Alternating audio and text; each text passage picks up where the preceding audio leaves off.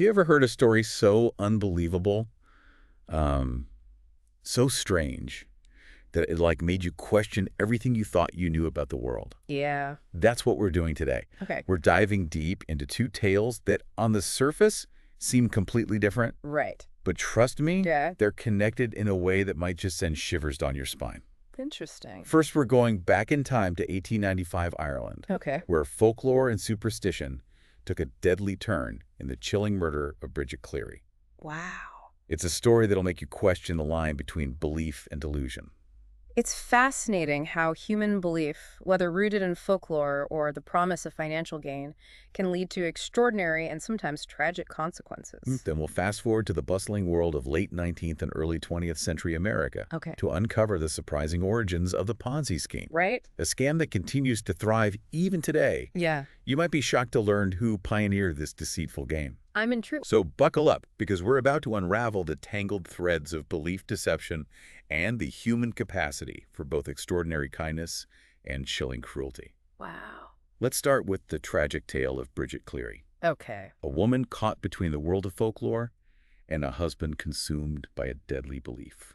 What's particularly striking about Bridget's story is how deeply intertwined folklore was with daily life in rural Ireland at that time. Right. These weren't just tales whispered around a fire, they were part of the fabric of their reality. Imagine yourself in rural County Tipperary, Ireland, back in 1895. Okay. Bridget Cleary was a young woman who stood out, Okay. educated with her own dressmaking business. Uh-huh. She was a picture of independence in a time when that was rare. That's crucial to understand because Bridget's independence, her refusal to conform to the expectations of the time, plays a significant role in the tragedy that unfolds. It all begins when Bridget falls ill after visiting a fairy fort. Right. Now, these forts were ancient ruins shrouded in mystique. In Irish folklore, they were believed to be the dwelling places of fairies, sometimes benevolent, sometimes mischievous, and often dangerous. The belief in fairies, particularly the idea of changelings, was deeply rooted in Irish culture. Right. Changelings were believed to be fairy imposters swapped for human babies, or in some cases adults. Wow.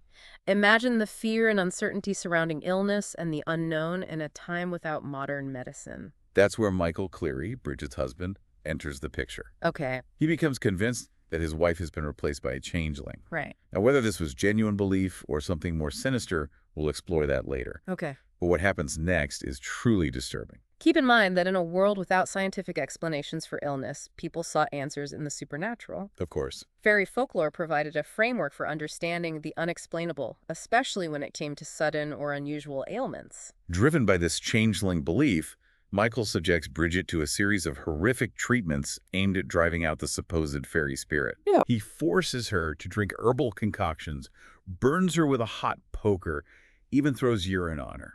It's chilling to think that these actions, while horrifying to us today, were often carried out with the support of the community. Right. It highlights the power of shared beliefs and how easily anxieties can be manipulated. And what's important to remember is that Bridget wasn't a passive victim. Right. She fought back, argued with Michael, and even challenged his beliefs, Okay. reminding him of his own mother's supposed interactions with fairies. Right. Perhaps a subtle hint at a history of mental illness in his family. Her defiance, her refusal to conform to his narrative likely fueled Michael's rage and ultimately sealed her fate. Yes. It's a tragic case of a woman punished for her independent spirit, a spirit that dared to question the deeply held beliefs of her community. The horrifying climax of this story unfolds in front of several witnesses, Okay. including members of Bridget's own family. Wow.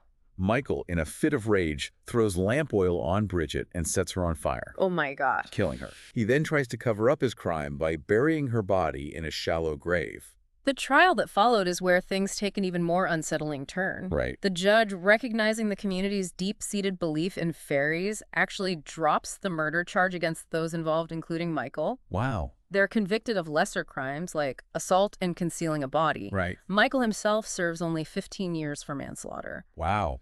The leniency shown towards the perpetrators shocked many and sparked a heated debate about Irish self-governance. Yeah.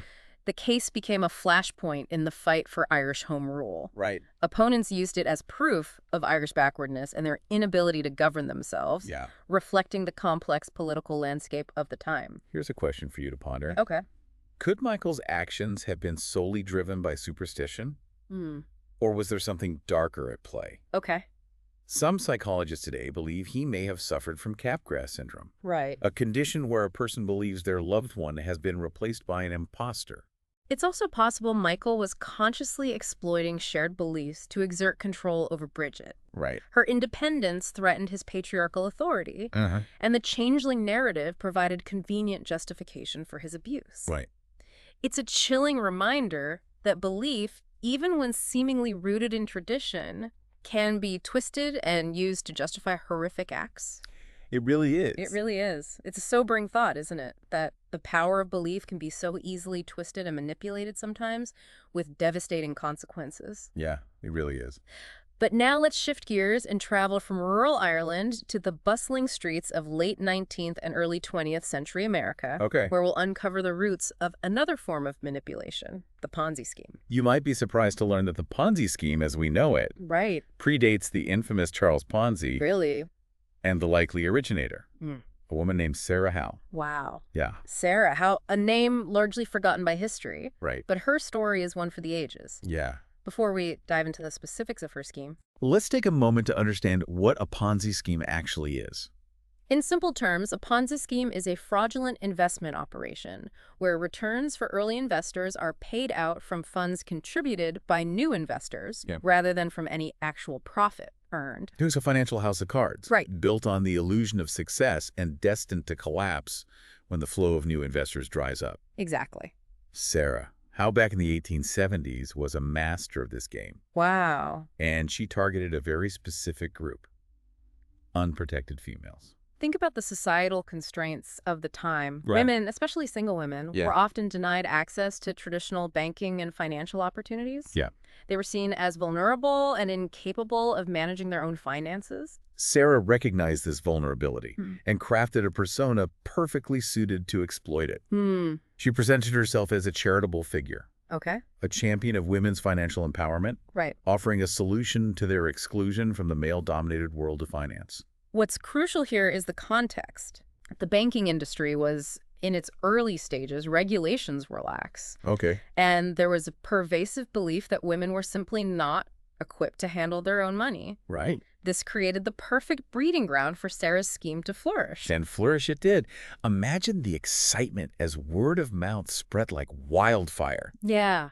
Women, enticed by the promise of an 8% monthly interest rate, Wow. flocked to Sarah's Ladies Deposit Company. Okay. Now, if that number sounds outrageous, Yeah. it's because it would. There were no real investments happening. Right. Just Sarah cleverly using money from new investors to pay off older ones. Oh, wow. Creating the illusion of incredible returns. Okay. It was a classic pyramid structure, unsustainable and destined to crumble. But Sarah had a knack for creating an atmosphere of trust and exclusivity. Okay. Her bank was designed to feel like a safe haven for women plush furnishings, Wow. an air of secrecy, and the allure of belonging to a select group. The combination of high returns and Sarah's carefully cultivated image as a benevolent figure, someone who understood their struggles and offered a path to financial independence, Yes. made it easy for women to overlook the warning signs. But as with all Ponzi schemes, the cracks eventually began to show. Right. A reporter from the Boston Herald, Okay. suspicious of Sarah's operation, decided to investigate. Okay.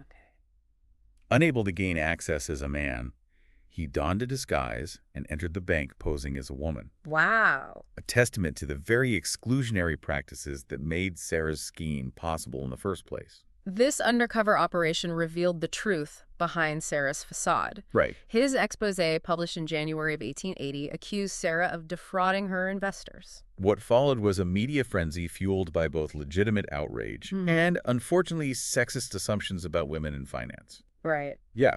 The media portrayal of Sarah is particularly interesting. Yeah. She was painted as a villain, Right. described in unflattering terms, almost as if her appearance somehow explained her deceitful actions. It's a sad irony, isn't it? Yeah. The very empowerment Sarah promised her victims was ultimately weaponized against her, Right. turning the public against her and reinforcing the stereotype that women were incapable of handling their own financial affairs. The collapse of Sarah's scheme had devastating consequences. Yeah. Countless women lost their life savings. Wow. And the scandal further marginalized women in the financial world, Right. pushing them further away from the very independence Sarah had claimed to offer. Now you might be thinking, okay, that's an interesting story, but what does it have to do with me? Right. Well, hold on tight, because we're about to connect the dots between Sarah Howe's scheme and a name you've probably heard before. Okay. Charles Ponzi. Right. His scheme, while larger in scale, echoed Sarah's methods and had a profound impact on the world of finance. What's fascinating is how both Sarah and Charles, operating decades apart, understood the psychology of manipulation. Yeah. They both targeted specific communities, exploited vulnerabilities, and relied on the allure of unrealistic returns to build their fraudulent empires. So we've journeyed from the fairy forts of Ireland to the bustling streets of early 20th century America, uncovering stories of manipulation, deceit, and the enduring power of belief. Right.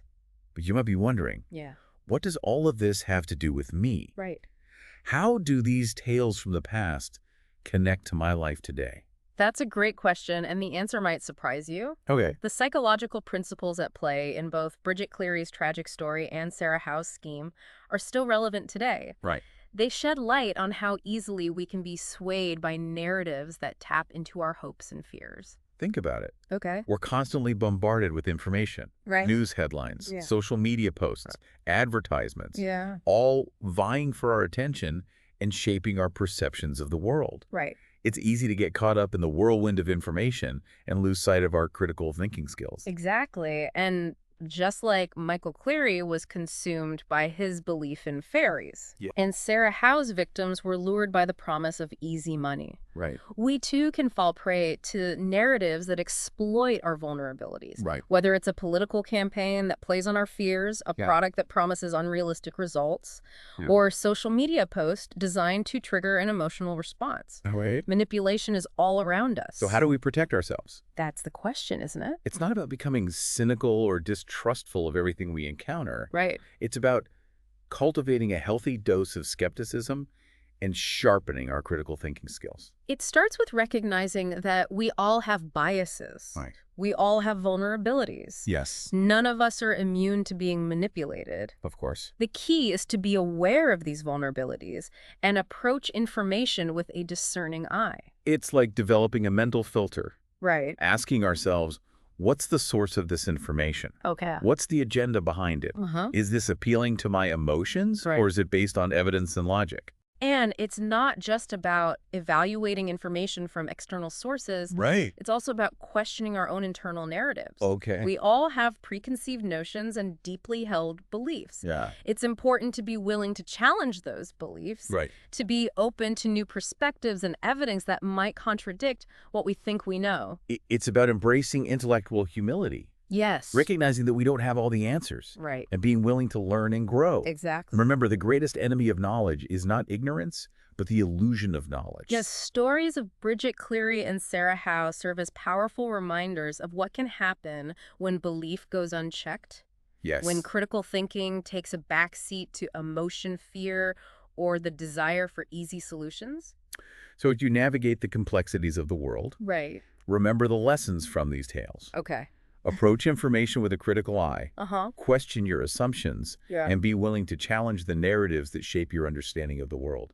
By embracing critical thinking, you not only protect yourself from manipulation, Right. but you also empower yourself to make informed decisions, Yes. engage in meaningful conversations, Okay. and contribute to a more informed and just society. And who knows? Yeah. Maybe by embracing a critical mindset, Right. you'll uncover your own hidden truths, Uh-huh. challenge the status quo, Right. and make a real difference in the world. Thanks for joining us on this deep dive into the power of belief and the importance of critical thinking. Yes. We hope it sparked your curiosity and encouraged you to approach the world with a discerning and inquisitive mind. Until next time, stay curious, Yes. stay skeptical, Right. and keep those critical thinking skills sharp.